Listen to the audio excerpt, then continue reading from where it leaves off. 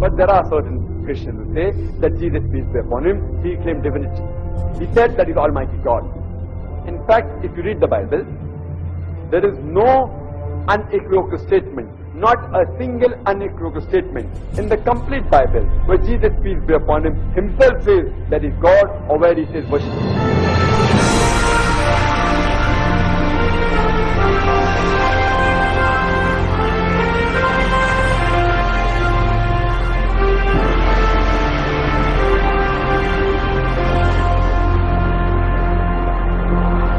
The program will be like this.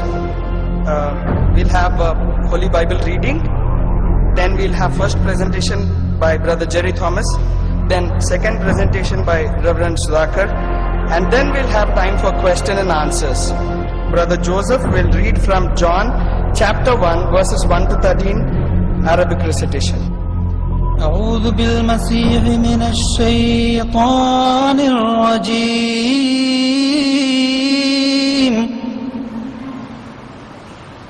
بسم الآب الكلمة الروح الواحد الروح الواحد الإله الأوحد في البدء كان الكلمة والكلمة كان عند الله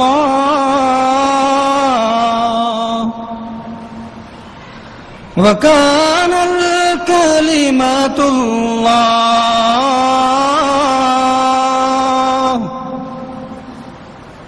هذا كان في البدء عند الله كل شيء به كان وبغيره لم يكن شيء مما كان فيه كانت الحياة والحياة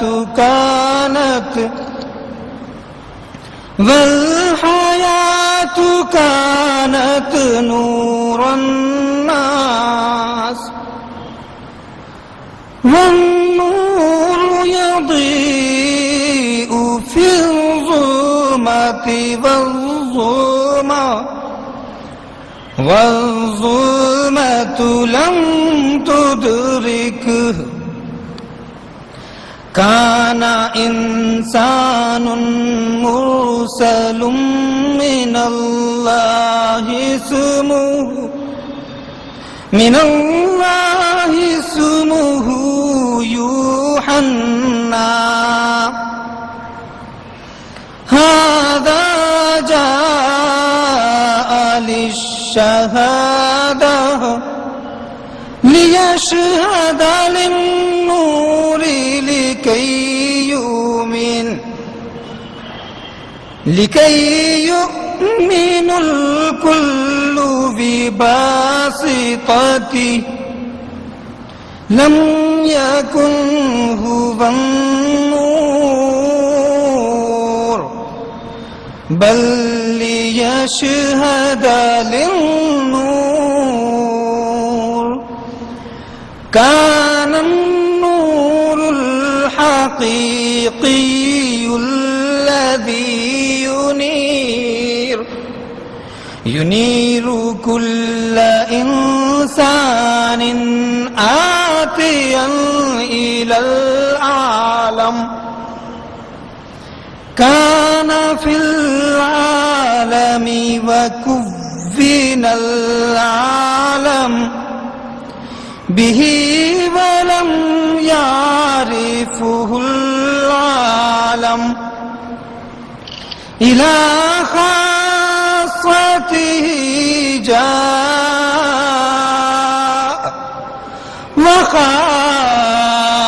وخاصته لم تقبل وأما كل الذين قبلوا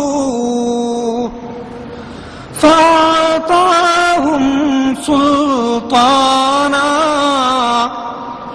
أن يصيروا أولاد الله أي المؤمنين باسمه الذين ولدوا ليس من دم ولا من مشيئة جسد ولا من مشيئة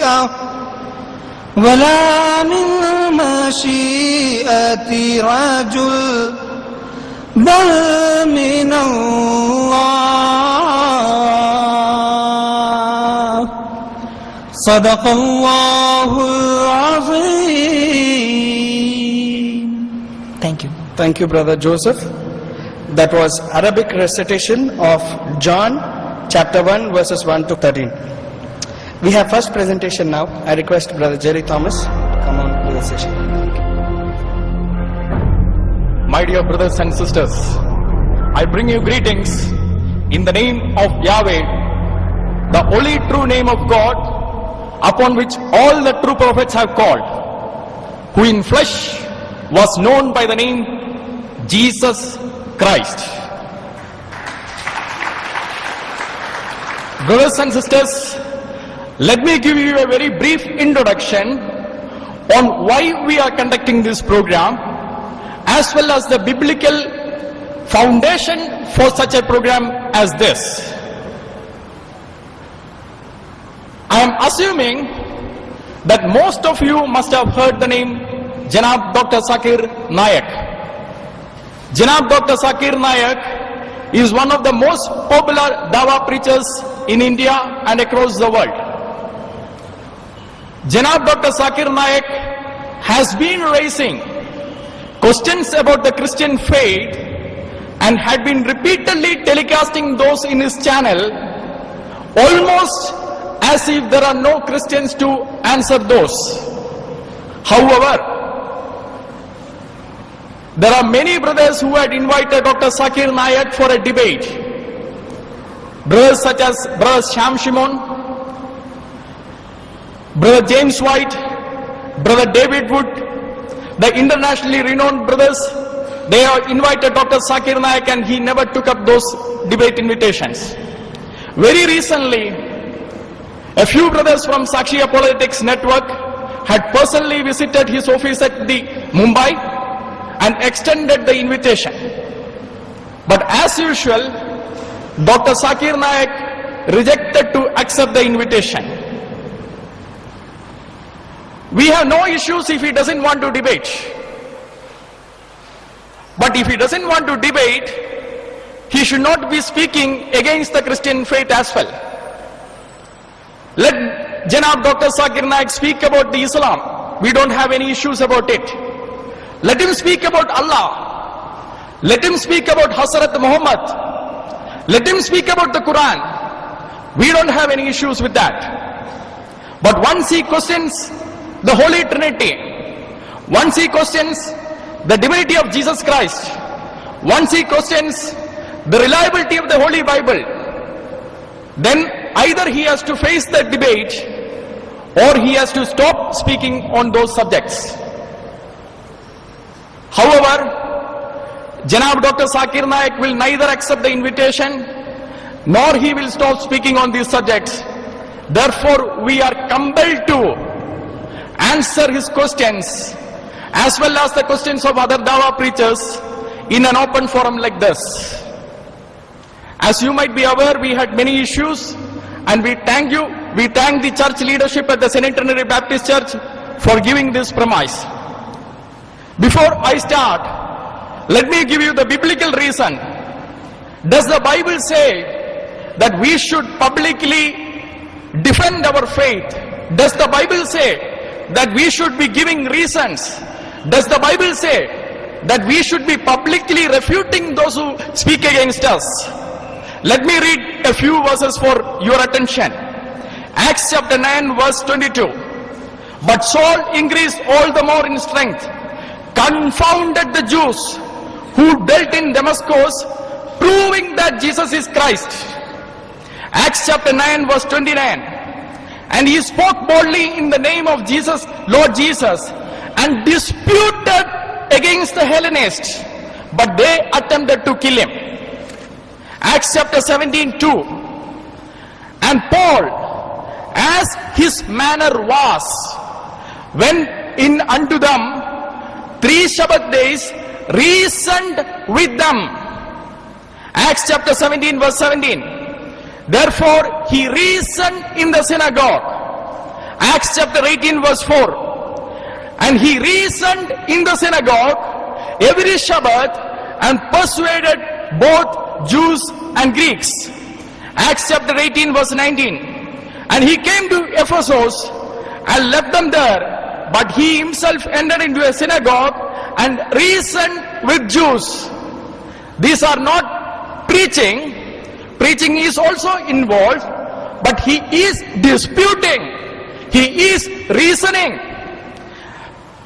Listen to the next verse. Acts chapter 18 verse 28. For he vigorously refuted the Jews publicly, showing from the scriptures that Jesus is Christ. Refuted publicly. Acts chapter 19 verse 8 to 10. And he went into the synagogue, spoke boldly for 3 months, reasoning and persuading. In the light of all these verses, we can definitely say, in the first century, when the apostles were preaching, they were not merely preaching, but they were also reasoning. They were also publicly defending. They were refuting the critics even publicly. Sorry. That is why in 2 Corinthians chapter 4 verse 5, Apostle Paul wrote, for the weapons of our warfare are not carnal, but mighty in God for pulling down strongholds, casting down arguments. Casting down arguments. And in Philippians chapter 1 verse 7 he said, in the defense and the confirmation of the gospel. In the defense and confirmation of the gospel. That is why Apostle Peter writes in 1 Peter chapter 3 verse 14 to 15. But even if you should suffer, sorry, I have cough, so you will have to bear with me. But even if you should suffer for righteous sake, you are blessed. And listen to this carefully. And do not be afraid of the threats, nor be troubled. But do not be afraid of the threats, nor be troubled.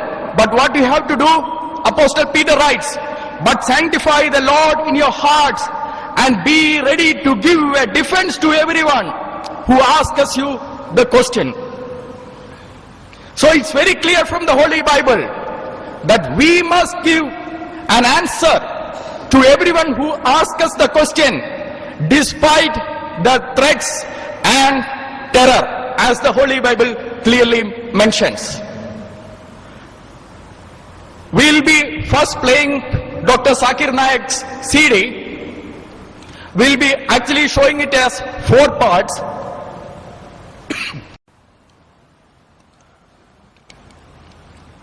First we will be playing his clip, then I will be answering that, then we will be again playing his clip, I will be answering those questions. We will not be playing the entire CD. We will be only playing those which pertains to Christianity.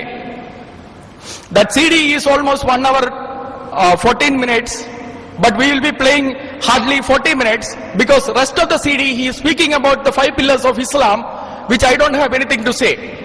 But when he asks us the question about the Christian faith, we will be playing that CD and we will be responding to that. There will be 4 sections. First section we will be playing about his claims and assumed similarity between the Christian faith and the Islamic faith. The clip 2 will be mission of Lord Jesus Christ. Was it limited only to the children of Israel? Clip 3 will be about the divinity, and clip 3 will be about, is Muhammad mentioned in the Holy Bible? and clip 4 will be about the Trinity and the divinity of Jesus Christ. First clip. The topic of this morning's talk is similarities between Islam and Christianity. Islam comes from the root word salam, which means peace. It also means submitting your will to Allah subhanahu wa ta'ala, to Almighty God. In short, Islam means peace acquired by submitting your will to Almighty God. And anyone who submits his will to Almighty God, to Allah subhanahu wa ta'ala, is called as a Muslim. Many people have the misconception that Islam is a new religion which came into existence 1400 years ago, and Prophet Muhammad, peace be upon him, he was the founder of the religion of Islam. In fact, Islam is there since time immemorial, since man set foot on this earth. And Prophet Muhammad, peace be upon him, is not the founder of religion of Islam, but he is the last and final messenger of Allah subhanahu wa ta'ala. The glorious Quran says in Surah Fatir, chapter 35, verse number 24, وَإِم مِّنْ أُمَّةٍ إِلَّا خَلَا فِيهَا نَذِيرٌ. There is not a nation or a tribe to whom we have not sent a warner or a guide. The Quran says in Surah Ra'd, chapter number 13, verse number 7, وَلِكُلِّ قَوْمٍ حَادٍ. And to every nation have we sent a guide. The glorious Quran says that to every nation, to every people, Almighty God Allah subhanahu wa ta'ala has sent a messenger and a guide.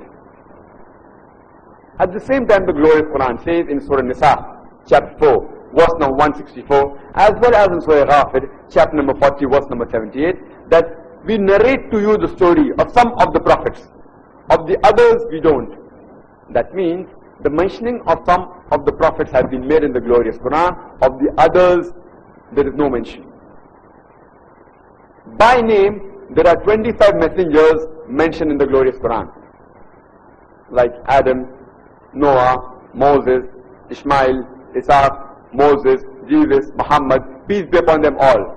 By name, 25 are mentioned. And Islam is the only non-Christian faith which makes it an article of faith to believe in Jesus, peace be upon him. No Muslim is a Muslim if he does not believe in Jesus, peace be upon him. We believe that he was one of the mightiest messengers of Allah subhanahu wa ta'ala. We believe that he was born miraculously, without any male intervention, which many modern day Christians did not believe. We believe that he gave life to the dead with God's permission. We believe that he healed those born blind and lepers with God's permission. Islam is the only non-Christian faith which makes it an article of faith to believe in Jesus, peace be upon him. This is basically an observation. The first clip, I am not refuting it, but I am making certain observations.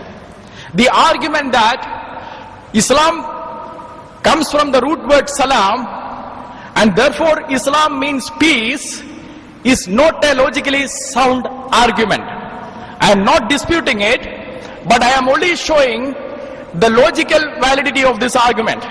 From the root word, you cannot argue that the root word is like this, therefore this also must mean that. For example, truth and untruth, belief and unbelief, faithfulness and unfaithfulness, all this has the same root word. Truth and untruth has the same root word. Faith and unfaithfulness also has the same root word. Belief and unbelief also has the same root word.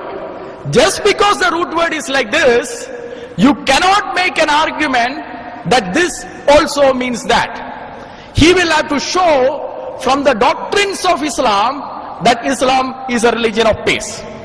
As I said, I am not disputing it, but I am only showing the logical validity of this argument because often he argues from the root word. Second, the argument that the biblical prophets, Prophet Abraham, Prophet Isaac, Prophet Moses, Prophet David, they were all Muslims, is not supported by the Holy Bible. Let me give you a few reasons. The Holy Bible very clearly says the prophets called their God as Father. Deuteronomy chapter 32 verse 6. Prophet Moses said in the Holy Spirit, "Is he not your Father?"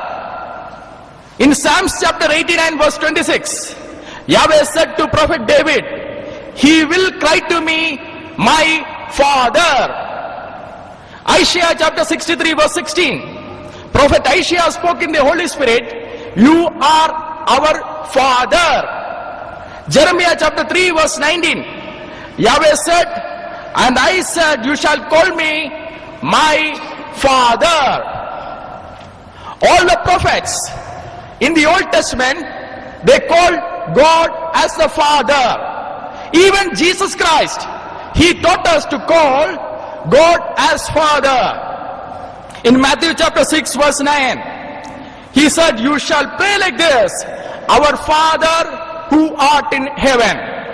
In Romans chapter 8 verse 15, Apostle Paul said, "We have not received the spirit of slavery, but the spirit of sonship to call Abba Father."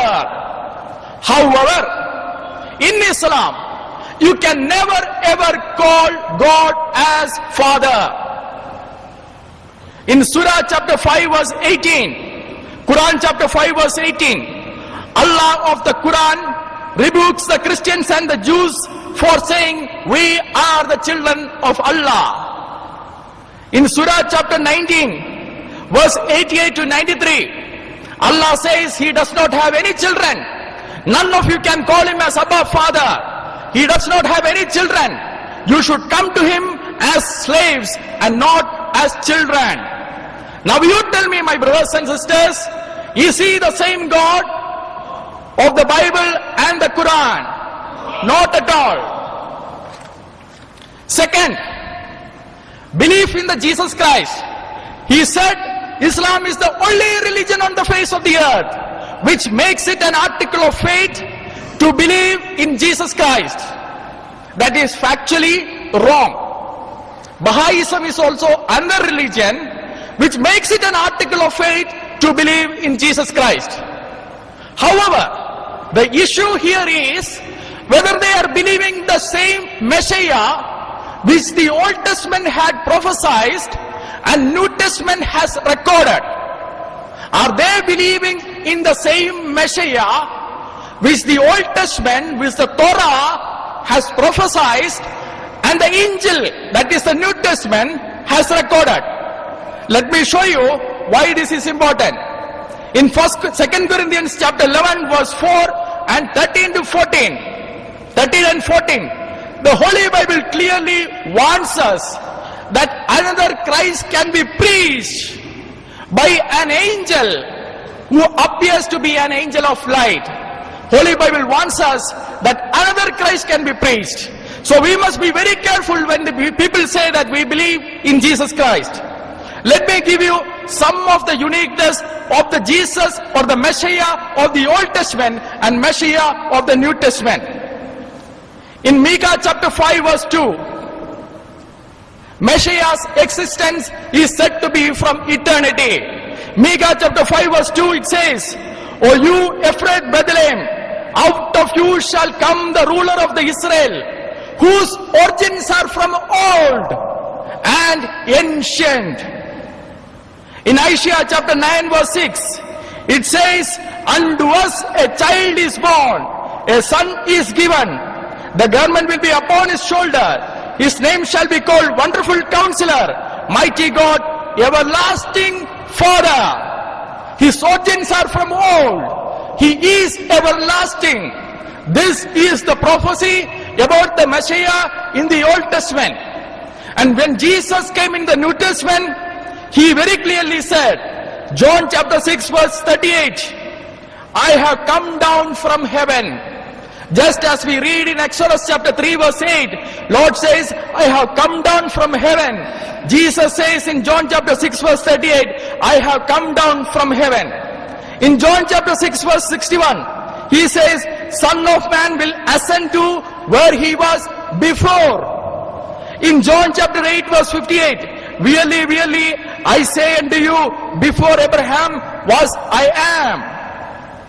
In John chapter 17 verse 4, Jesus says, Father, glorify me with the glory that I had with you before the world began.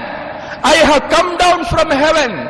Father, glorify me with the glory that I had with you before the world began. So in both in the Old Testament and in the New Testament, it is very clear that Messiah's existence, Jesus the Messiah's existence, is from the ancient, is from the everlasting. His origins are from the old. But Quran denies it. Quran says he is like any other creation. He is likened to the Adam. In Surah chapter 3 verse 59, compares Jesus to the likeness of Adam and says he is a creation. It is not. Colossians 1 verse 17 very clearly says, he is before all things and in him all things consist.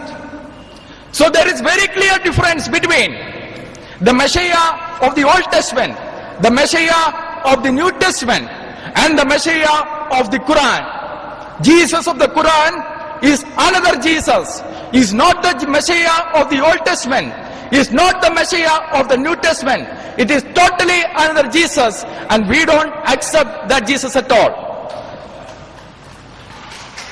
We'll play the second clip where actually the refutation starts. He is now going to speak about the mission of Lord Jesus Christ. The second clip. As I mentioned, 25 prophets have been mentioned by name in the glorious Quran. But our beloved Prophet Muhammad said that there were 124,000 messengers sent on the face of the earth.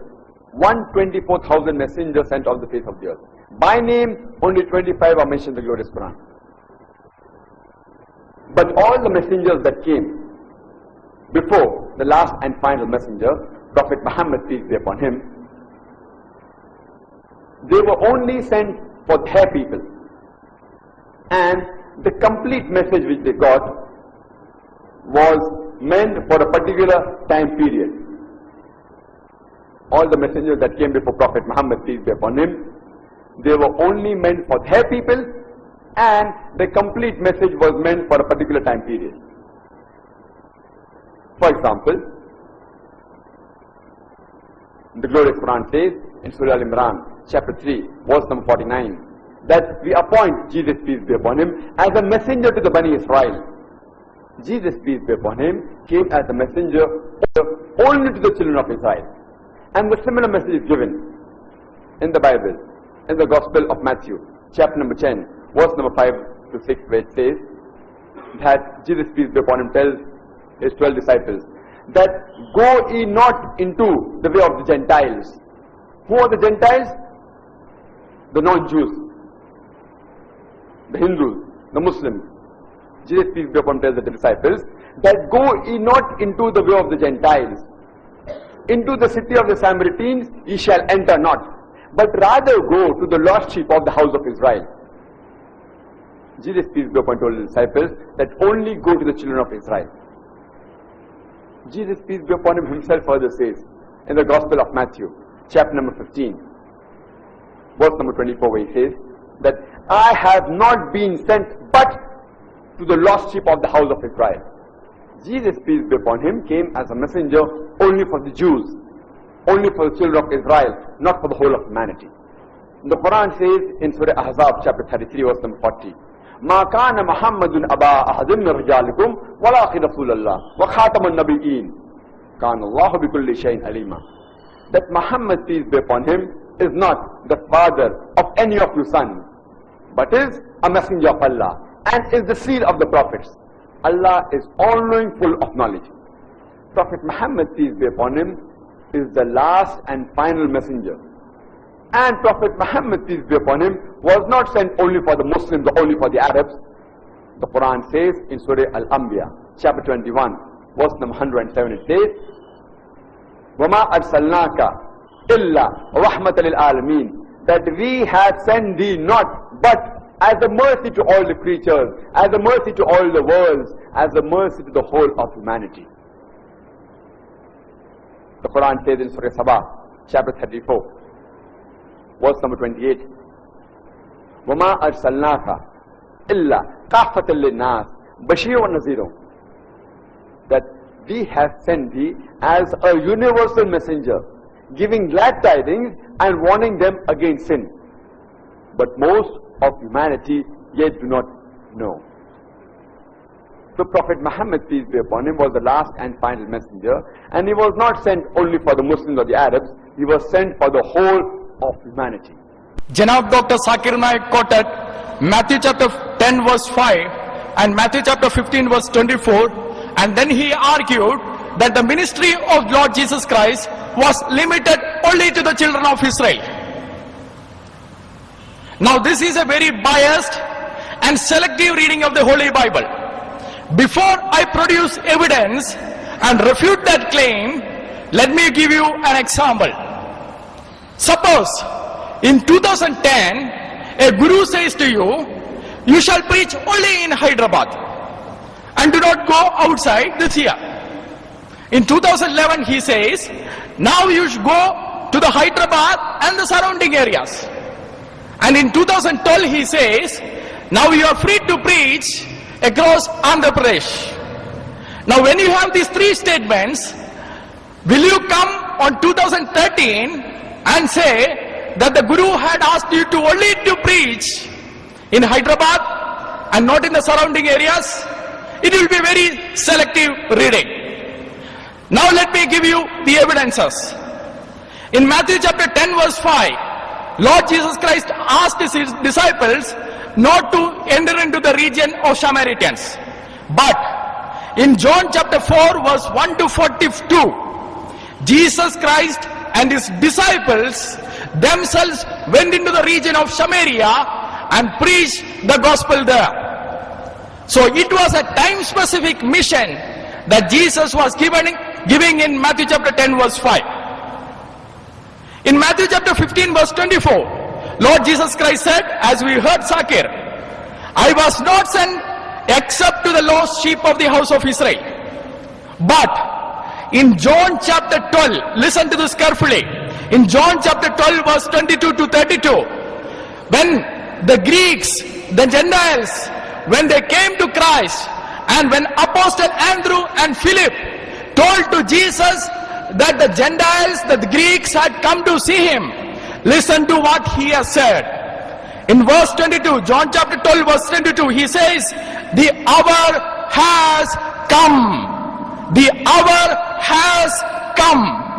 And he says in verse 32, and if I am lifted up from the heaven, will draw all peoples to myself.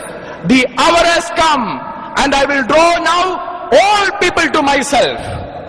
So again, that was another time specific mission that Jesus had given to his disciples. Further, Jesus had given many sermons, and in all those things you can see that his mission was for the entire world. Matthew chapter 25 verse 31 to 32, Lord Jesus Christ says that he will be the king of all nations, not just the children of Israel.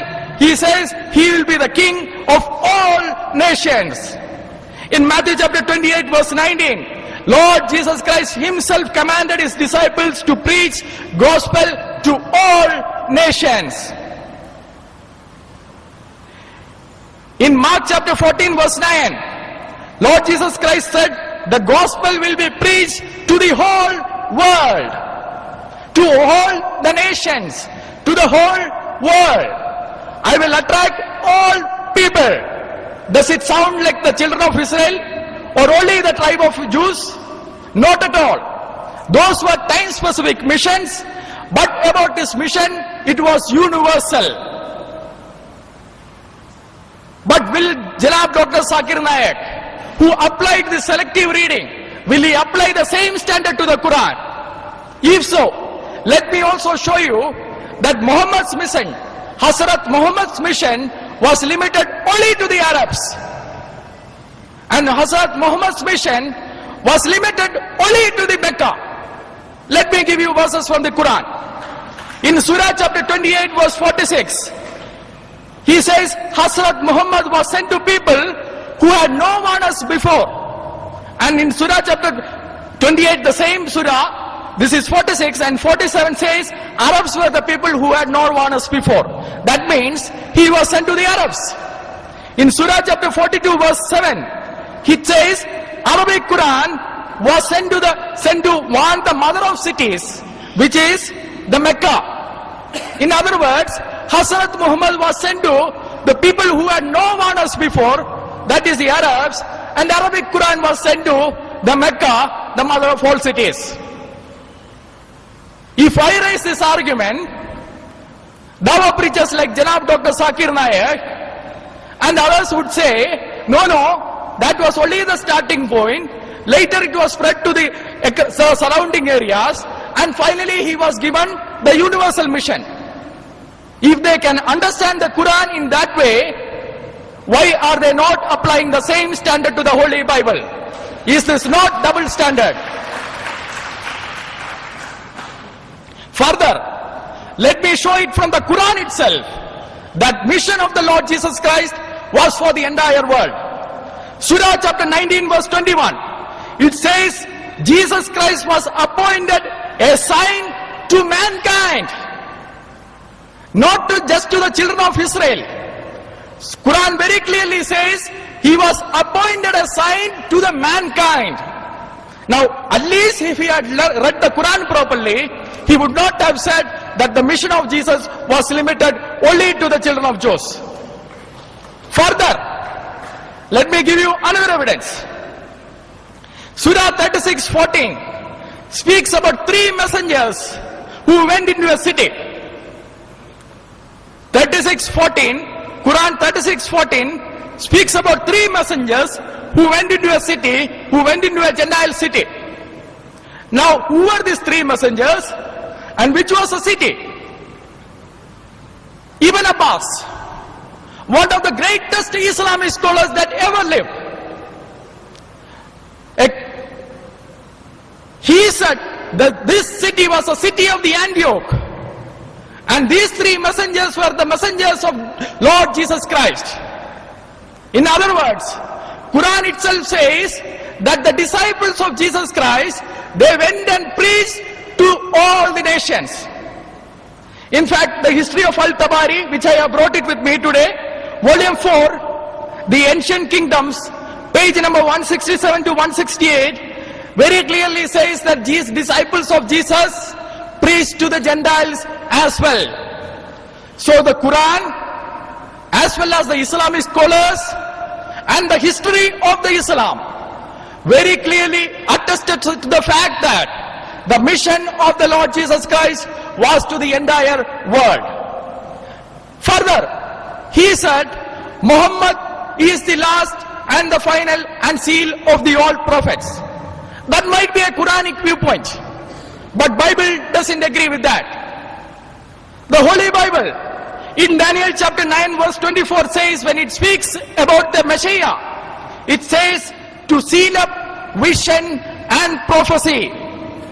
Messiah's prophecy is given us seal up vision and prophecy. In John chapter 6 verse 27, Lord Jesus Christ says, the Father has placed his seal of approval on him. Seal of approval on whom? Lord Jesus Christ.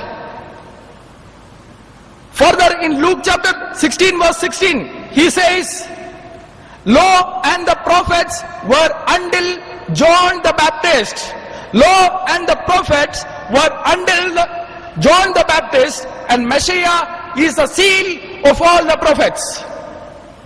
In Mark chapter 12 verse 1 to 8, Jesus Christ said that God had sent his servants prophet, and at last, he sent his son. So according to the Bible, according to the Old Testament and according to the New Testament, Messiah is the seal of all the prophets. Now they might ask, what about the prophets in the New Testament? Jesus himself had clarified. He said, those prophets will be sent by him. They will be coming in the name of Jesus. In Matthew chapter 23 verse 34, he said, I am sending you prophets. I am sending you prophets. Any prophet after Jesus Christ is sent by Jesus Christ. That is why we read it in Ephesians chapter 4 verse 11 and 13. It was He, Christ, who gave some to be apostles, some to be prophets.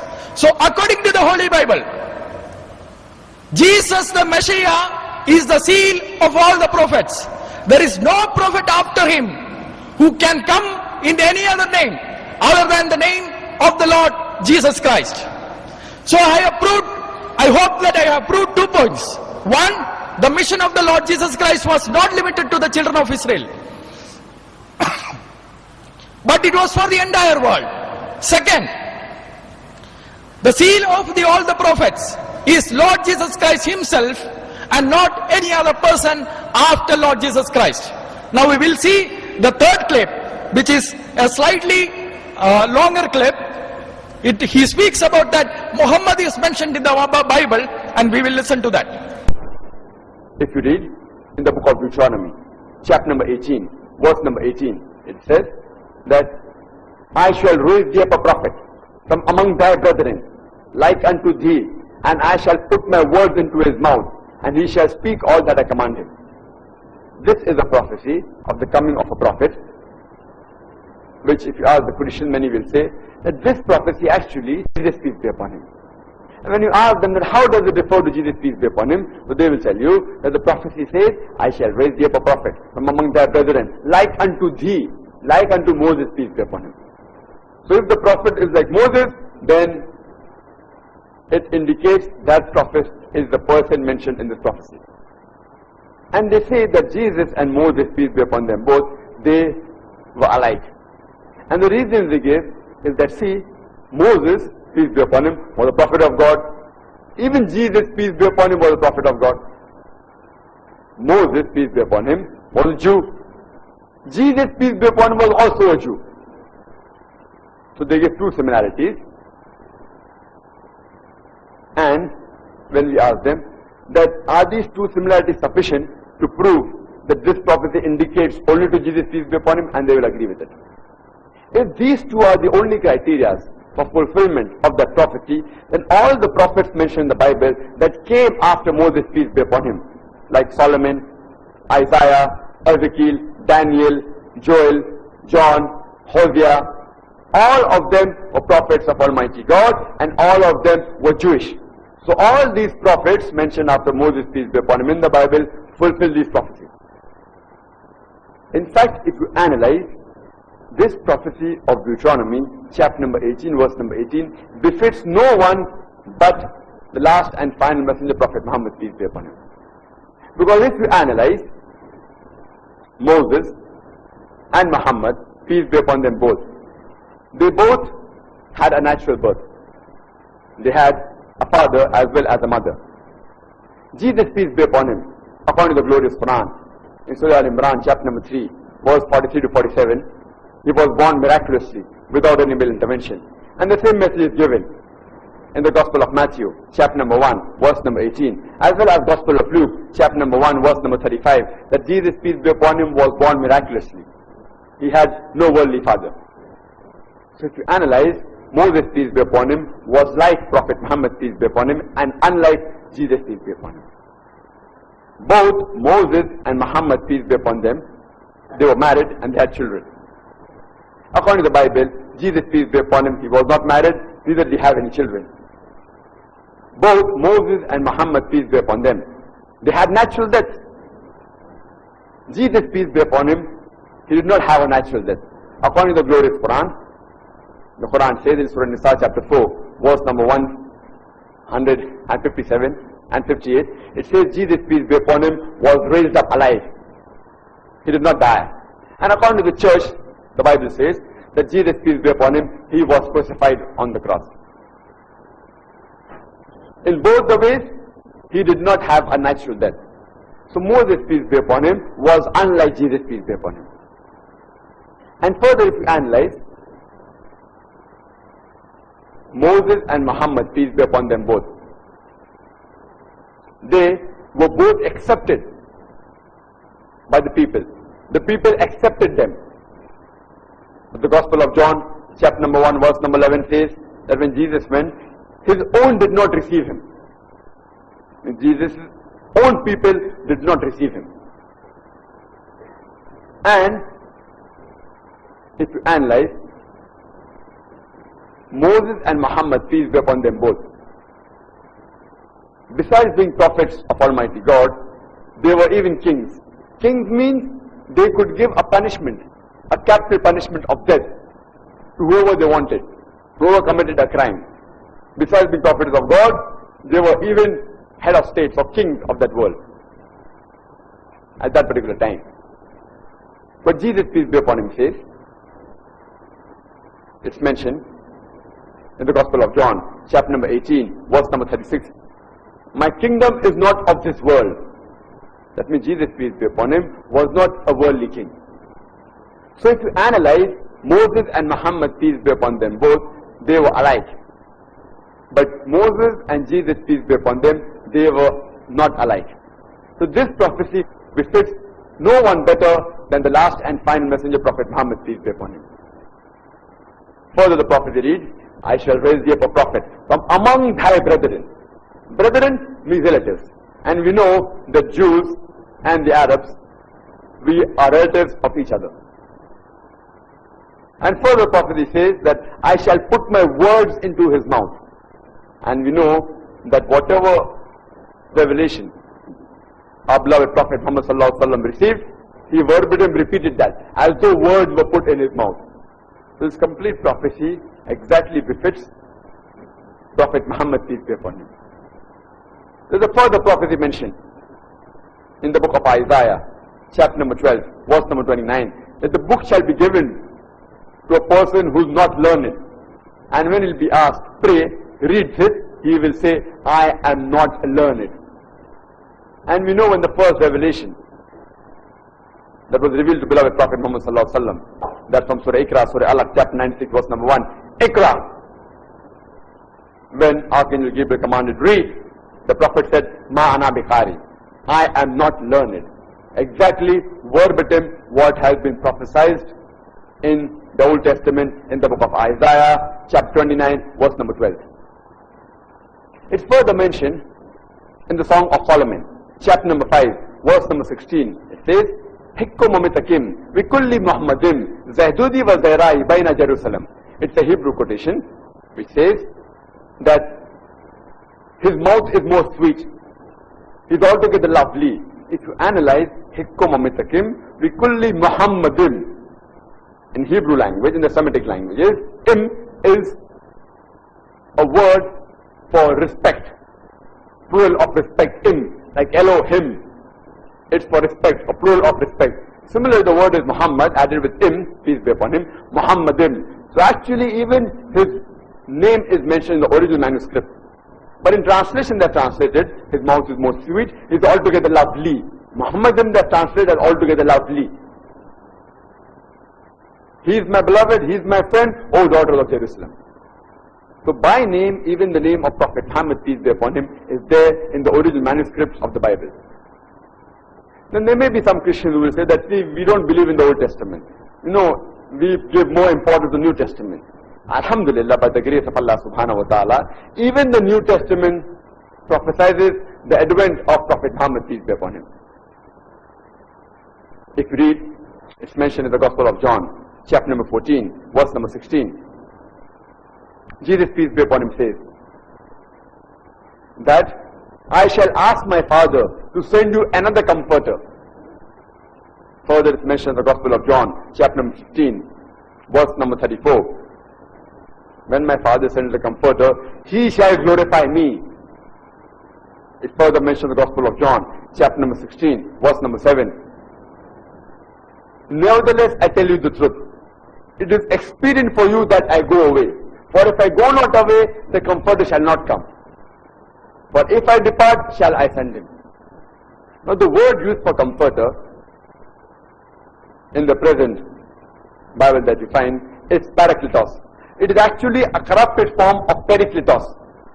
Perikletos actually means one who praises, one who is praiseworthy. Praiseworthy in Arabic is Muhammad, and one who praises in Arabic is Ahmad. Alhamdulillah, both of which were names of the last and final messenger, Prophet Muhammad, peace be upon him.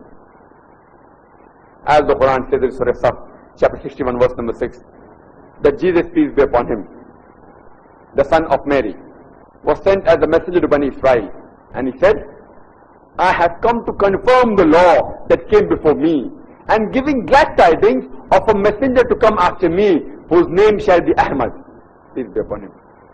So the Quran says that he will prophesy by name in the law and the gospel.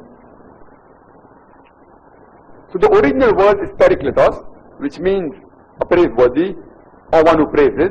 The corrupted form is parakletos, which they are translated as comforter. Even the actual meaning of parakletos is not comforter, it is one who's kind. But irrespective whether it is parakletos or perikletos, whether it's praiseworthy or one who praises, or kind, or comforter, alhamdulillah, all these meanings, they apply very well to the last and final messenger, Prophet Muhammad, peace be upon him. There may be some Christians who may say that, see, this prophecy actually is indicating to the Holy Spirit. It's not referring to Prophet Muhammad, peace be upon him. But if we analyze the prophecy, it says that it is expedient for you that I go away. For if I go not away, the comforter shall not come. For if I depart, shall I send him. The criteria for the comforter to come is that Jesus, peace be upon him, should depart. And we know that the Holy Spirit was there before Jesus, peace be upon him. He was even there when Elizabeth gave birth. He was there when Jesus, peace be upon him, was being baptized. So surely this comforter which the Bible speaks about doesn't refer to Holy Spirit, because Holy Spirit was already there when Jesus, peace be upon him, was present. And further mentioned in the Gospel of John, chapter number 16, verse number 12 to 14, that I have yet many things to say unto you, but ye cannot bear them now. For he, when the Spirit of truth shall come, he shall guide you unto all truth. He shall not speak of himself, all that he hears shall he speak. And he shall testify me, he shall glorify me, he shall show you things to come. Again, this Spirit of truth which the Bible speaks about is about the prophecy of the last and final messenger, Prophet Muhammad, peace be upon him. So if you read the Bible, even the Bible prophesies the advent of the last and final messenger, Prophet Muhammad, peace be upon him. There were several revelations sent on the face of the earth. By name, we know four, which are mentioned in the glorious Quran: the Torah, the Zabur, the Injil, and the Quran. The Torah is the Wahi, the revelation which was given to Moses, peace be upon him. Janab Dr. Zakir Naik has quoted 4 portions from the Holy Bible to claim that Hazrat Muhammad is mentioned in the Holy Bible. Deuteronomy chapter 18 verse 18, Isaiah chapter 29 verse 12, Song of Solomon chapter 5 verse 16, and the Gospel of John chapters 14, 15 and 16. Let me begin with Deuteronomy chapter 18 verse 18. First, Janab Dr. Zakir Naik has misrepresented the Christian argument. We do not say that just because Jesus and Moses were Jews, and just because Jesus and Moses were prophets, that Jesus is a prophet like Moses. We don't say that. Those are part of our argument, but those are not our only arguments to say that. Before I present the Christian argument, let me make an observation regarding Janab Dr. Zakir Naik's argument. According to Janab Dr. Zakir Naik, Prophet Moses and Hazrat Muhammad both had natural birth. Prophet Moses and Hazrat Muhammad both were married. Prophet Moses and Hazrat Muhammad both had a natural death. Both received revelation. Both ruled their people, and both were accepted by their own people. Correct? If this argument is correct, then even Prophet David qualifies to be a prophet like Prophet Moses. Prophet David had a natural birth. Prophet David had a natural death. Prophet David was married. Prophet David was a king. Prophet David also received revelation. If those arguments are correct, then there are many other prophets who qualified to be like Prophet Moses. But regarding the prophethood of Prophet Moses, Bible makes some unique claims regarding Prophet Moses. We see in Deuteronomy chapter 34 verse 10 and 12, there was no prophet like Prophet Moses, whom God spoke to face and did mighty miracles. Two unique aspects of Prophet Moses. God spoke to him face, according to Surah chapter 2, 118, according to Surah chapter 2, 145, and 637, 609, very clearly teaches that Hazrat Muhammad never ever did a miracle. Hazrat Muhammad has not seen his God. Hazrat Muhammad did not do any miracle. Therefore, Hazrat Muhammad is not qualified to be like Prophet Moses. Now, apart from seeing the core criteria of Jesus being like Prophet Moses, let me give you further examples, further similarities between Jesus and Prophet Moses. Exodus chapter 15 verse 16 and 22 and Matthew chapter 2 verse 13, we read that infants were massacred, infants were killed during the birth of Prophet Moses and Lord Jesus Christ. In Exodus chapter 34 verse 29 and Matthew chapter 17 verse 2, we see that Moses was transfigured and his face, Moses' face was shined like with the glorious light. And in Matthew chapter 17 verse 2, we read that Jesus' face also shined with the radiant light. Further, in Exodus chapter 8 verse 16 to 19, we read that Moses defeated the magicians. And in Mark chapter 5 verse 1 to 13, Jesus defeated the demons. However, in Sahih al-Bukhari volume 4, hadith number 490, Sahih al-Bukhari volume 7, hadith number 660, Sahih al-Bukhari volume 7, hadith number 662, Hazrat Muhammad was under the magic spell for quite some time. In other words, Hazrat Muhammad could not defeat what Prophet Moses and Lord Jesus Christ did. Further we read in Exodus chapter 24 verse 8 and Luke chapter 22 verse 20, Hazrat Prophet Moses and Lord Jesus Christ gave a covenant to their people. Jesus said, "This is the blood of new covenant." Similarly, we read in Exodus chapter 24 8, Moses also gave a covenant to his people. Further, Exodus chapter 32 verse 48 and 49, Mark chapter 10 verse 33 and 34, both Prophet Moses and Lord Jesus Christ foretold about their death. They said, we are going to die like this at this particular time. Further, in Matthew chapter 17 verse 3 and Luke chapter 24 verse 38 to 39, we read that both Prophet Moses and Lord Jesus Christ appeared to people after their death.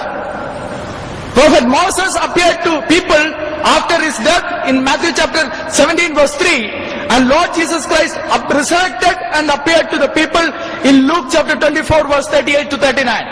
In other words, there is so much similarity between Lord Jesus Christ and Prophet Moses that we can confidently conclude that the prophet which is mentioned in Deuteronomy chapter 18 verse 18 is none other than our Lord and Savior Jesus Christ. Further we read, Janab Dr. Zakir Naik quoted Isaiah chapter 29 verse 12, and he said it refers to Hazrat Muhammad. Sometimes I feel very sad for Janab Dr. Zakir Naik. Had he read at least the complete passage, he would have never ever made this claim.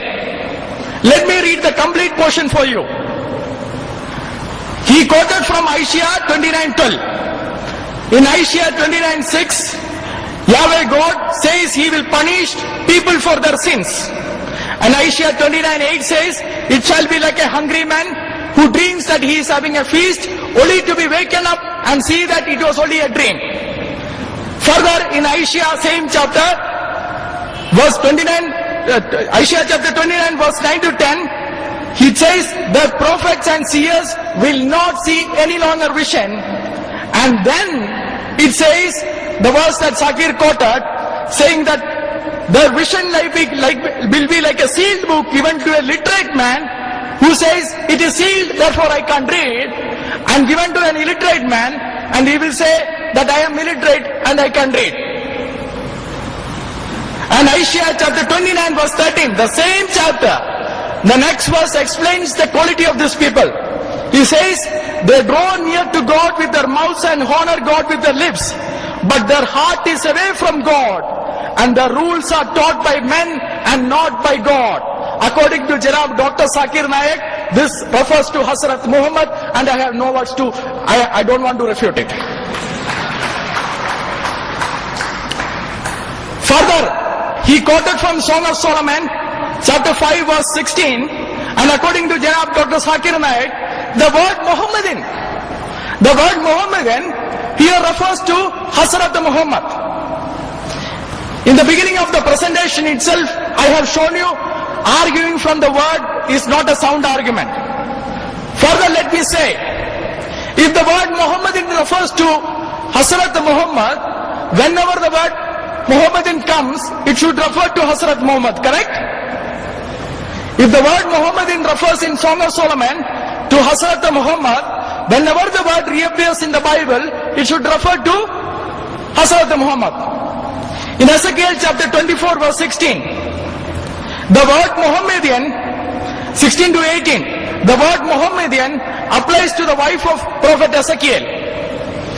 And in the Ezekiel chapter 24 verse 24, the word Muhammadian applies to the sons and daughters of idolatrous Jews.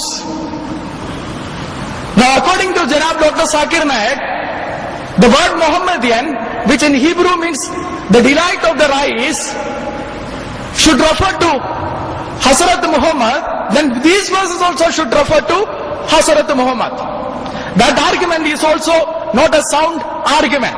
Now if somebody wants to argue like this, will he apply the same criteria to the Quran? If he applies the same criteria to the Quran, in Surah chapter 30 verse 2 to 3, it speaks about Surah Ram, or it can be pronounced as Ram. You see, the words are very similar. And Surah chapter 30 verse 2 to 3 says, Ram has been defeated in a land close by, but they even after this defeat of theirs will be soon victorious. All of us know that Ravana took away Sita, the defeat was there, but it was for a short time. Soon Sri Rama was victorious. Now if I apply the same method of Zakir Naik to the Quran and says, Surah chapter 30 verse 2 to 3 refers to Sri Ram, is he ready to accept it? If he is not ready to accept it, neither are we going to accept his argument based on Song of Solomon. The last portion that is quoted was from the Gospel of John, chapter number 14, 15 and 16. Janab Dr. Zakir Naik said, the original word is Perikletos, but you see only the corrupted word in the Bible, that is the Parakletos. Now how does he know Perikletos is the original word and Parakletos is the corrupted word? At least there should be at least one manuscript. Correct? Among all the Greek manuscripts that are available to us, at least if there was one manuscript which said Perikletos, there was some validity to that argument. But of all the Greek manuscripts that are available to us, not a single manuscript says Perikletos. Every manuscript without doubt says Parakletos. So the argument that he says Perikletos is the original word and Parakletos is the corrupted word, his mere assumption does not have any evidence. Further, he says it doesn't apply to the Holy Spirit, but it applies to Hazrat Muhammad. Let us read the same prophecy and see whether it applies to the Holy Spirit or the Hazrat Muhammad. John chapter 14 verse 16, the same prophecy. he may abide with you forever. Does it apply to Hazrat Muhammad or the Holy Spirit? You decide. In John chapter 14 verse 7, the Spirit of the world, whom the world cannot receive, because it neither sees him nor knows him. Neither sees him nor knows him. Does it apply to Hazrat Muhammad or to the Holy Spirit?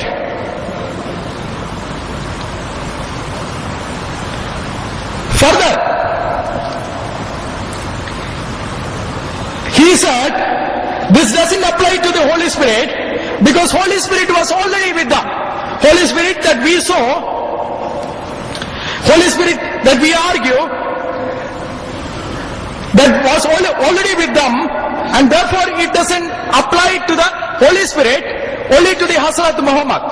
But if he had read that portion clearly, it very clearly says in John chapter 14 verse 7, but you know him.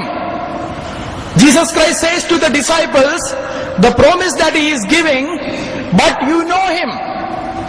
They know him, the promise that he is already giving it to them. How do they know? Because he was already in the world. But now in a special way, Holy Spirit is going to indwell in them. If you read the NKJV, it is very clear. In NKJV it very clearly says, he is with you and will abide in you. He is with you and he will abide in you. And you know him. Now the disciples of Jesus Christ, they never knew Hazrat Muhammad.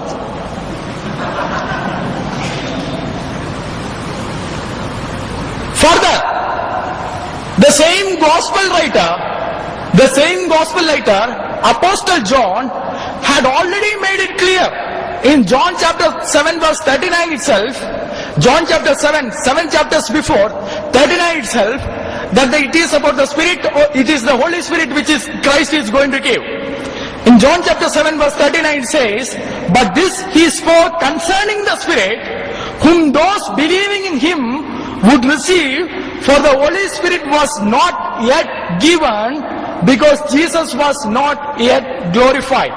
The same thing that Jesus said, it is to your advantage that I go, because if I am glorified, then the Spirit, the Paracletos, the Comforter, the Advocate, he will come and abide in you. So this in no way applies to Hazrat Muhammad, and this exactly applies to the Holy Spirit. Further, Jesus who gave this promise, himself very clearly said in John chapter 16 verse 7, I will send him to you. Jesus says, this Comforter is being sent by whom? Jesus. And Lord Jesus Christ further said, he proceeds from the Father. Jesus Christ is sending, and this promise is proceeding from the Father. Will the Muslims ever accept that Hazrat Muhammad was sent by Lord Jesus Christ? They will not. If they do not accept it, then they cannot argue that this promise is about Hazrat Muhammad. Now we will see the last and the final clip. Probably because of time constraint, we will not see the entire clip, but we will see the clip until he challenges to produce at least one verse about the divinity of Jesus so that he can become a Christian. We will see at least to that point, and then we will end it with the final refutation. Otherwise, there were several revelations that came on the face of the earth. By name, only 4 are mentioned in the Quran. But all the revelation that came before the last and final revelation, the glorious Quran, they were meant only for a particular group of people, and their complete message was meant only for a particular time period. But the last and final revelation, the glorious Quran, was not revealed only for the Muslims or for the Arabs. The Quran says in Surah Ibrahim, chapter number 14, verse number 52, it says that here is a message for the humankind. Let them take warning therefrom. Let them know there is only one God. Let the men of understanding take heed. So the last and final revelation, Quran, was revealed for the whole of humankind. The message repeated in Surah Al-Baqarah, chapter number 2, verse number 185, that Ramadan was the month in which the Quran was not think it fit to maintain in its original pure form. The only religious scripture that you have today which has maintained its original form is the glorious Quran. As William Moore, who is one of the strongest critics of Islam, he said, there is no religious scripture which has maintained its pure form as pure as the glorious Quran for 12 centuries. This he mentioned 200 years before. Our beloved Prophet Muhammad sallallahu alaihi wasallam said, it's mentioned in Sahih Bukhari, volume number 1, hadith number 7, he said, that Islam is based on 5 pillars.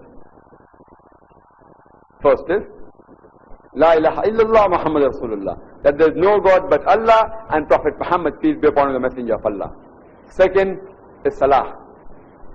Third is Zakat. Fourth is Hajj, and fifth is Sawm. The first is that there is no God worthy of worship except Allah, and Prophet Muhammad, peace be upon him, is the messenger of Allah subhanahu wa ta'ala.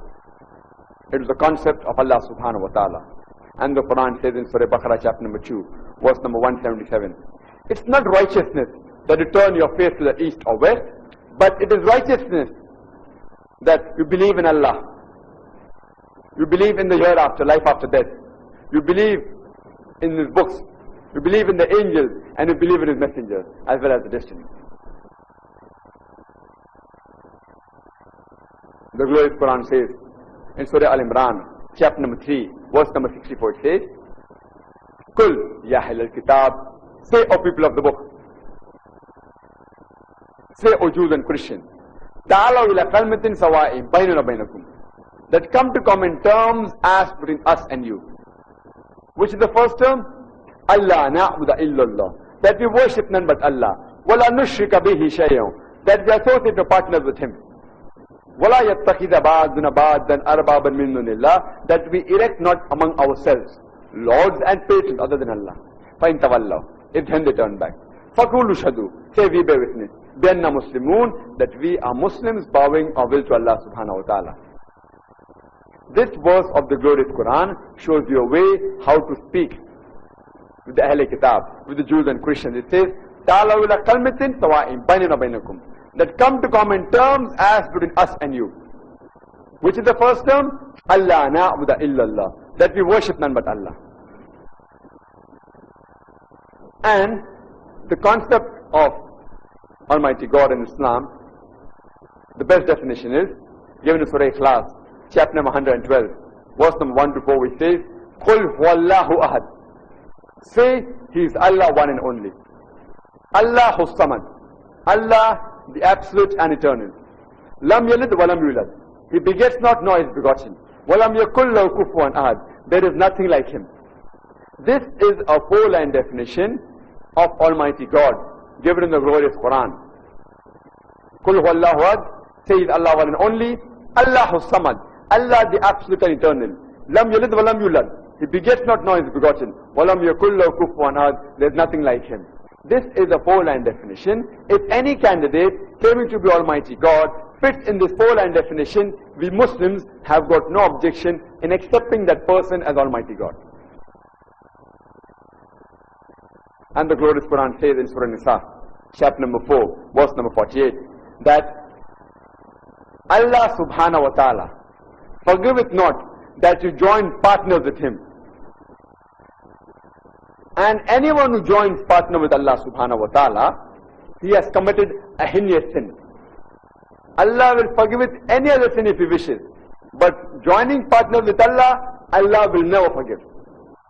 The Quran repeats the message in Surah Nisa, chapter number 4, verse number 116. That Allah forgiveth not the sin of joining partners with Him. Anything else, if Allah pleases, He may forgive. But joining of partners, He will never forgive. That means shirk, that is associating partners with Allah subhanahu wa ta'ala, is the greatest sin in Islam. And a similar message is given in the book of Exodus in the Bible, chapter number 20, verse number 3 and 5, that thou shalt have no other God besides me. Almighty God is speaking. Thou shalt have no other God besides me. Thou shalt not make unto thee any graven image of the likeness of anything in the heaven above, in the earth beneath, and in the water under the earth. Thou shalt not bow down to them, nor serve them, for I, thy God, thy Lord, is a jealous God. Similar message is repeated in the book of Deuteronomy, chapter number 5, verse number 7 to 9. That thou shalt have none other God besides me. Thou shalt make no graven image of anything, of any likeness, of things up in the heaven above, in the earth beneath, and in the water beneath the earth. Thou shalt not bow down to them, nor serve them, for I, thy God, thy Lord, is a jealous God. That means making images of Almighty God, doing idol worship, is strictly prohibited in the Bible. And I start my talk by quoting a verse from the glorious Quran, from Surah Ma'idah, chapter number 5, verse number 72, which says, لَقَدْ كَفْرَ الَّذِينَ قَالُوا إِنَّ اللَّهَ هُوَ الْمَسِيحُ ابْنُ مَرْيَمَ. That they are doing kufr, they are blaspheming those who say that Jesus, peace be upon him, the son of Mary, he is Allah. They are blaspheming those who say that Jesus, son of Mary, claimed divinity, said he's Allah. وَقَالَ الْمَسِيحُ. But said Christ, Ya Bani Israel, O children of Israel, A'budullah, worship Allah, Rabbi wa Rabbakum, who is my Lord and your Lord. Innahu man yushrik billah. Anyone who associates partners with Allah, faqad haramallahu alayhi al-jannah. Allah will make Jannat haram for him. Paradise will be forbidden for him. وَمَا وَهُ النَّارِ وَمَا لِلظَّالِمِينَ مِنْ أَنصَارٍ. And fire shall be his dwelling place, and he shall have no helpers in the hereafter. Jesus, peace be upon him, himself said that innahu man yushrik billah. Anyone who associates partners with Almighty God, faqad haramallahu alayhi al-jannah. Paradise will be forbidden for him. Heaven will be forbidden for him. وَمَا وَهُ النَّارِ وَمَا لِلظَّالِمِينَ مِنْ أَنصَارٍ. And fire shall be his dwelling place, and in the hereafter he'll have no helpers. But there are certain Christians who say that Jesus, peace be upon him, he claimed divinity. He said that he is Almighty God. In fact, if you read the Bible, there is no unequivocal statement, not a single unequivocal statement in the complete Bible where Jesus, peace be upon him, himself says that he is God, or where he says worship me. I would like to repeat that if you read the Bible, there is no unequivocal statement, not a single, in the complete Bible where Jesus, peace be upon him, himself says that he is God, or where he says worship me. If any Christian can show me any verse anywhere from the Bible where Jesus Christ, peace be upon him, himself says that he is God, or where he says worship me, I am ready to accept Christianity immediately. I am not speaking on behalf of the other Muslims. Since I am a student of comparative religion, I have read the Bible, I am ready to put my head on the guillotine. In fact, if you read the Bible, Jesus, peace be upon him, himself said, it's mentioned in the Gospel of John, chapter number 14, verse number 28, Jesus, peace be upon him, says, my Father is greater than I. In the Gospel of John, chapter number 10, verse number 20, my Father is greater than all. In the Gospel of Matthew, chapter number 12, verse number 28, I with the Spirit of God cast out devils. Gospel of Luke, chapter number 11, verse number 20, I cast out devils with the finger of God. Gospel of John, chapter number 5, verse number 30, I can of my own self do nothing. As I hear, I judge, and my judgment is just. For I seek not my will, but the will of my Father. He said, I can of my own self do nothing. He never claimed divinity. As the glorious Quran says, that anyone who associates partners with Allah, Jesus, peace be upon him, said, anyone who associates partners with Allah, paradise will be forbidden for him. We have heard the thrust of his argument. First, he said, as per the Bible, the Holy Bible makes it very clear that there is only one God and you cannot associate partners with him. Second, he argued that Jesus himself never claimed divinity. And if you listen to this further, he goes on to argue that the Arabic word Allah is very similar to the word Eli. And therefore he says, when Jesus Christ said, Eli, Eli, lamma sabachthani, it was Allah, Allah, lamma sabachthani. So these three arguments, I will be refuting it. I will not be discussing about the pillar that he has discussed, because as I said at the beginning, it is not my intention now to challenge the doctrines of Islam. It is primarily my intention to answer the questions regarding the Christian faith. Let me begin with the oneness of God as the Bible gives it. The very clear verse about the oneness of God, we see it in Deuteronomy chapter 6, verse 4 and 5. It says, "Hear, O Israel, Yehovah, our God, Yehovah is Echad. The Lord, our God, the Lord is one." The word Echad, like the English word one, can mean one or one and many. Let me explain to you. In Genesis chapter 2 verse 24, it says Adam and Eve, two persons were said to be one or Echad. Adam and Eve, two persons are Echad. In Genesis chapter 11 verse 6, many people are said to be one or Echad. In Genesis chapter 34:16, two different groups are becoming one or Echad. In Ezra chapter 2 verse 64 and 3 verse 1, 42,360 persons, one assembly is said to be Echad or one. Two persons can mean, if they are united, it can mean Echad. Many, if they are united, it can mean Echad. Two different groups, if they are united, it can mean Echad. Now there is another word in Hebrew for one, which means one, the numerical one. It cannot mean one and many. There is another word in Hebrew for one, and that Hebrew word means only one and can never mean one and many. That word is Yaqid. In Judges chapter 11 verse 34, Jephthah's one daughter, Yaqid.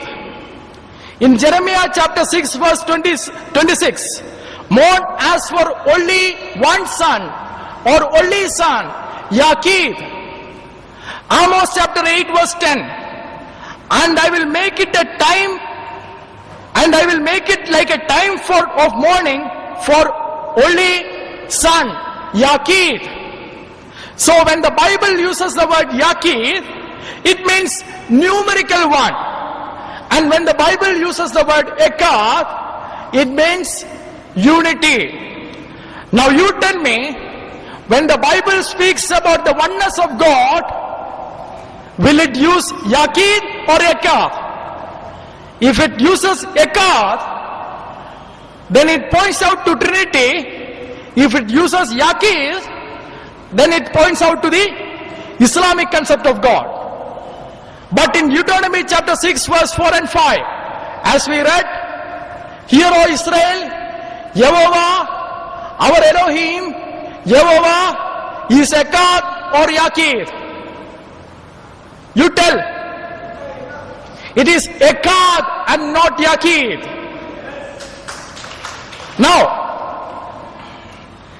even in the Old Testament, when God appears, we see more than one person in this oneness of God. In Genesis chapter 19 verse 24, Genesis chapter 19 we see that Genesis chapter 18 we see that the God came to Abraham and sat with Abraham and he ate food. And then God spoke to Abraham and one person departed. And in Genesis chapter 19 verse 24, we read that Yehovah brought rain brimstone, fire and brimstone from Yehovah, Yehovah who was on the earth, brought fire and brimstone from Yehovah out of the heaven. Now if that verse doesn't convince you, let me give you 2-3 verses more. In Zechariah chapter 2 verse 8, it says, thus says the Lord of hosts, the Lord of hosts says, thus says Yehovah of hosts, I have been sent. I have been sent.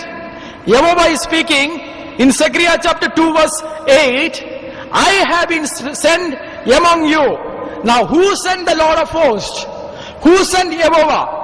Zechariah chapter 2, the same chapter, just few verses down, in 2 verse 11 says, the Lord of hosts says, then you shall know that the Lord of hosts sent me. Yehovah is saying, I have been sent, and Yehovah is saying, then you shall know Yehovah has sent me. How many Yehovahs are there? At least 2, correct? Now let me read one more verse.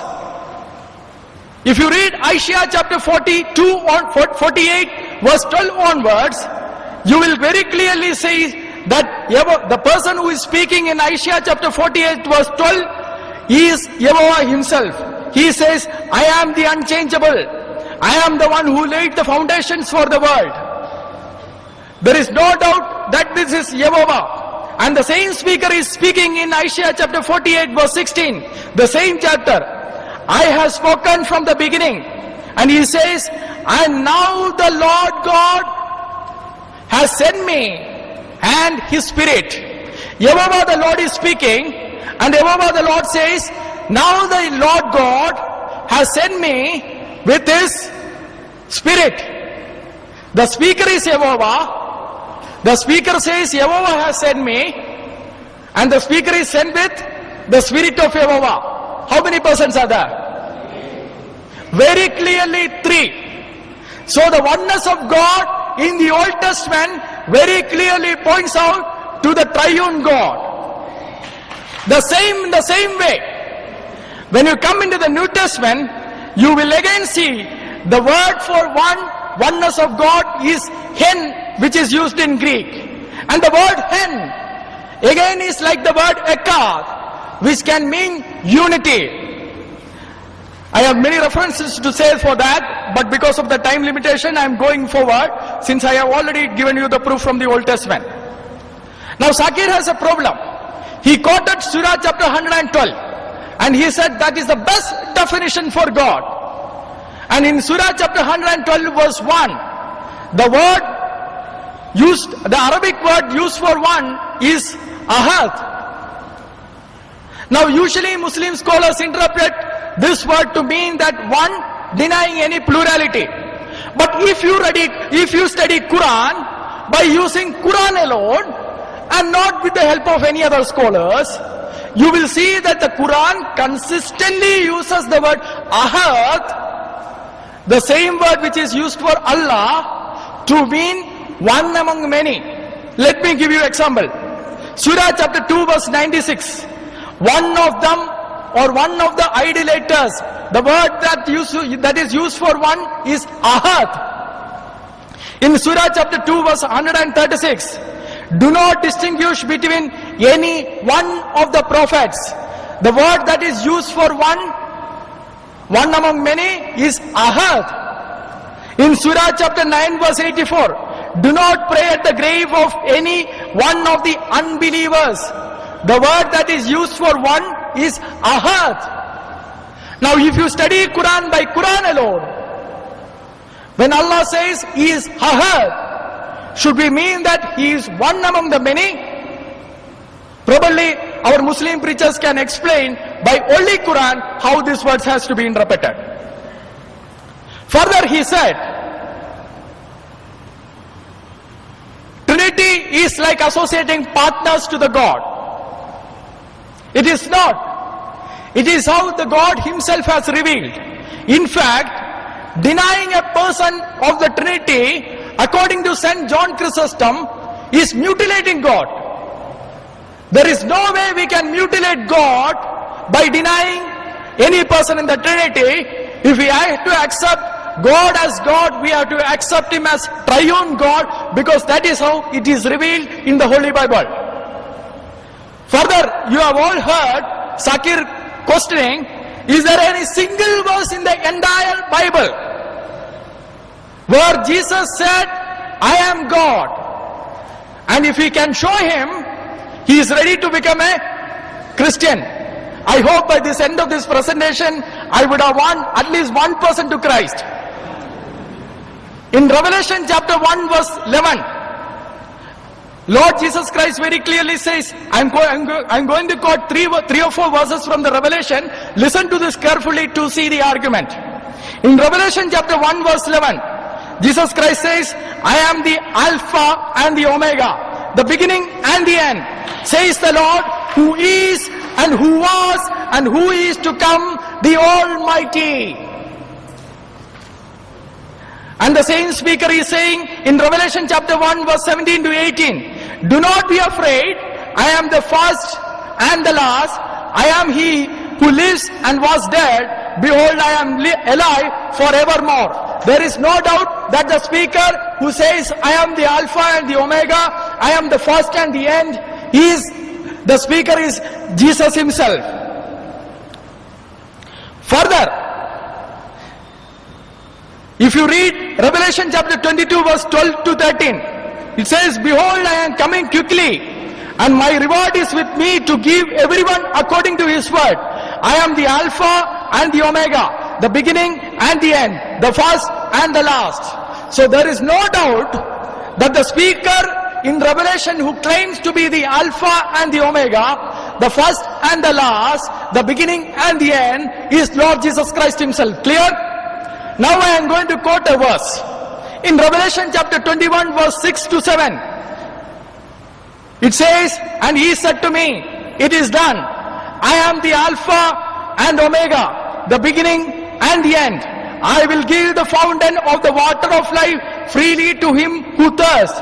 He who overcomes shall inherit all this, and I will be his God, and he shall be my son. The Alpha and the Omega, who identified himself as Jesus Christ, very clearly says, I will be his God. Sakir Naik said, show me one verse, I am ready to become a Christian. Now, the fact that Jesus himself accepted worship goes on to prove that he asked people to worship himself. In Matthew chapter 14 verse 33, then those who were in the boat came and worshipped him, saying, truly you are the Son of God. So Jesus accepted worship in the New Testament. Jesus claimed himself to be God. Further, the entire Bible is inspired. In the Holy Bible, in the New Testament, it is very clearly given that Jesus is God. In Hebrews chapter, and worship him. In Hebrews chapter 1 verse 5, it says, but when he again brings forth the firstborn into the world, he says, let all angels of God worship him. And Hebrews chapter 1 verse 8, but to the Son he says, your throne, O God, to whom it is said, to the Son, the Father says, your throne, O God, is forever and ever. Now this is the testimony of the Father. The God the Father himself called the Son as God. And Jesus Christ himself said, I am the Almighty. I am the Alpha and the Omega. I am the beginning and the end. I will be his God. Now the irony of Sakir raising this question in the first pillar, when he explains the first pillar, is the 5 pillars of Islam, they are not mentioned in Quran. If you go by Quran alone, you will have only 1 pillar and not the rest of the 4 pillars. By Quran alone, he can never ever give us the 5 pillars of Islam. He has to go to the Hadith, but not by Quran alone. Now he wants us to accept something which the Quran doesn't say, and us to reject what the Holy Bible clearly teaches. At least let him show the 5 pillars of Islam from Quran and Quran alone. Now he said, he quoted John chapter 14, 28, where he said, my Father is greater than I. And he further quoted Luke chapter 7 verse 28. Let me explain these verses. When Jesus quoted John chapter 14 verse 28, my Father is greater than I, Jesus had already explained the meaning. In the same chapter, John chapter 14 verse 9, Jesus said, he who has seen me has seen the Father. Or Jesus claimed to be equal to the nature of God the Father. But in rank, as a human, Father is greater than Jesus Christ. Now did I say that? No. Philippians chapter 2 verse 5 to 11, if you read, Philippians chapter 2 verse says, who being in the form of God, who being in the form of God, he who has seen me has seen the Father. Thought it not robbery to be equal with God, but he became in the likeness of God as a bonded servant. Or in other words, he was in the form of God, exactly the same divine nature, but in the rank, he was lesser than the Father as a human because he took the form of a bond servant. Now Jesus himself said, John the Baptist is greater than all who are born to woman. Correct? Now does that mean all who are born to woman are lesser humans and John the Baptist is a greater human? No. That is in rank. In nature, all of us are equal to John the Baptist. In rank, John the Baptist is greater of other prophets. Now when Jesus says greater, it doesn't refer to the nature. It refers to the rank. So the very verse, the very chapter itself very clearly explains it. Now he quoted John chapter 5 verse 30. He said, I can of myself do nothing. And he said this is a denial of the divinity. Had he read the same chapter at least, I am telling at least the same chapter. Not the entire Bible in context, but at least the same chapter. Not even the entire Gospel of John, but at least the same chapter. Had he read the same chapter, in John chapter 5 verse 19, Jesus already explained its meaning. Then Jesus answered and said to them, most assuredly I say to you, the Son can do nothing of himself, but what he sees the Father do. For whatever he does, the Son also does in the like manner. For whatever the Father does, the Son also does in the like manner. Can anybody in this hall claim that they can do everything that the God does? You can never. But Jesus said, whatever the Father does, the Son also does it in the same manner. Now in the same chapter, he quoted John chapter 5 verse 13. I first quoted John chapter 5 19. In same chapter 5 verse 23, Jesus says that all should honor the Son just as they honor the Father. Now Son can do everything that the Father does. Now you should honor the Son just as you honor the Father. Not just as a prophet, not just as a teacher, but just as you honor Father, God the Father, you should honor the Son also. Now Jesus already explained, Son can do nothing of himself, but he does what he sees the Father doing, and he can do all things that the Father did. In other words, Jesus was only affirming the unity in the triune God and not denying his divinity. The Father, Son and the Holy Spirit always does everything together. They cannot do anything independently. That is the unity of the Holy Trinity. But the Son can do everything that the Father does. So that is not a denial of this divinity, but only an affirmation of the unity of the Holy Trinity. Further, he is quoted Luke chapter 11 verse 20, if I cast out demon by the finger of God. Now I do not know how that denies the divinity of Jesus, since I already explained that Jesus does everything within the unity of the Holy Trinity. But since he has quoted that verse, let me show you some uniqueness of the miracles of Jesus Christ. When the prophets did the miracles, they attributed the power to God himself. When Prophet Moses, in Exodus chapter 16 verse 4 to 8, when Prophet Moses gave manna to the children of Israel, he very clearly said, this is the Lord who gives you.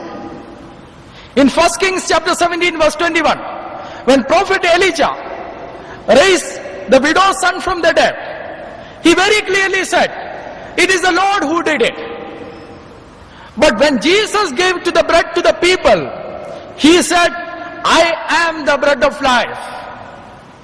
I am the living bread.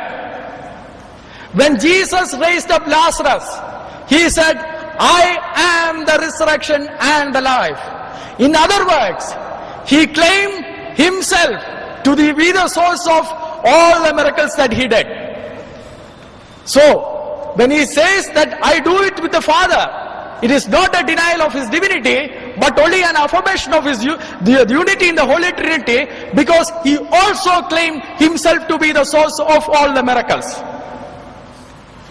Now the final point, which we haven't seen, he says Allah and Elohim, Eli, are the same because they are very similar sounding words in the sister languages. Now the problem with that argument is, if you take similar sounding words to be same, you run into a lot of problem.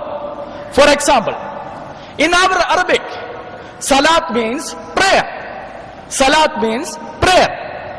A Muslim has to do 5 times Salat in a day. 5 times prayer in a day. That is in Arabic. Now the Hebrew, which he says is a sister language, Salat means salad.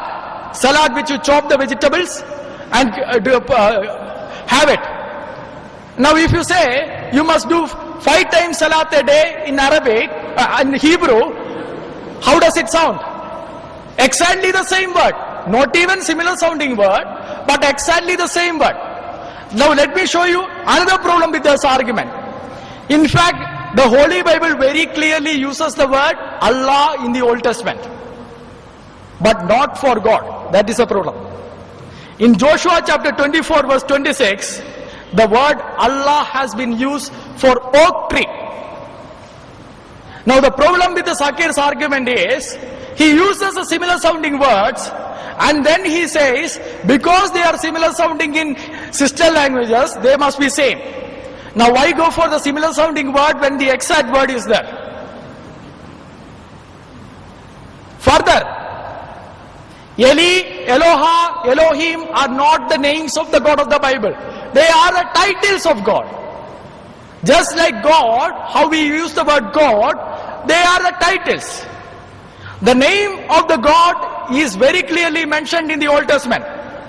Deuteronomy chapter 28 verse 58. To fear this honored and awesome name, Yahweh your God, Yehovah your God. Psalms 83 verse 18, whose name is Yehovah. Isaiah 42 8, I am Yehovah, that is my name. In Jeremiah chapter 10 verse 16, Yahweh of hosts is his name. Yehovah or Yahweh, however you pronounce it, that is the name of the God of the Old Testament.